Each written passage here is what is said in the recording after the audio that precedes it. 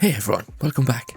Early in the week I was doing some playtesting and it highlighted something in the combat system. It was difficult enough, but it felt very spammy and arcadey, and it felt wrong. So stamina's in properly now. Attacks cost something, and if you burn it all, you don't just get a grayed out button, the character stumbles. There's a delay before regen kicks back in, so you can't just spam and recover instantly. It's subtle, but you feel it straight away. Then food had to mean something, because the player could get hurt and the only way to heal was to die. I split it clean. Snacks like blackberries and carrots only restore stamina. They're for the moment, they keep you moving. Meals are different. Cooked pork is the first proper one, and that's what your body cares about when you sleep. The rules are simple. If you pass out, you wake up with the same amount of health. If you sleep without eating, you heal back with 2. If you ate a proper meal that day and you sleep, you heal to full health. If you go more than a day without food, even a good night's sleep only gives you back 1 health. No sleep, you get no healing at all. It's harsh, I know, but it's needed. So recovery isn't automatic anymore, and it depends on what you did before you got into bed. I didn't want it to be complicated, just honest, and if you didn't prepare, you feel it the next day.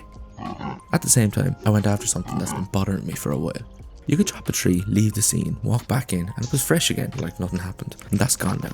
Resources now generate their own persistent IDs automatically, so there's no more manual tagging them in the inspector. They tie into WorldTime properly, and the game tracks when something was felled. If a tree was damaged but still standing, it stays damaged indefinitely. If it actually gets chopped down, it only regrows on the next day. So the world doesn't just reset because you walked away, it actually keeps score. The whole loop now is day to day. It's still not complete, I'm still to do with the stones, enemies and etc, but it's on its way. I also added some forest boundary tiles. They look catastrophic at the moment, but it's a full 16 by 16 pixel set with concave, convex corners, just testing my abilities to make a tile set that actually tiles. I experimented with terrain building and the pattern system in Godot, but it didn't really work out at all. It was detecting the wrong tiles in the wrong place, so I definitely will have to revisit that.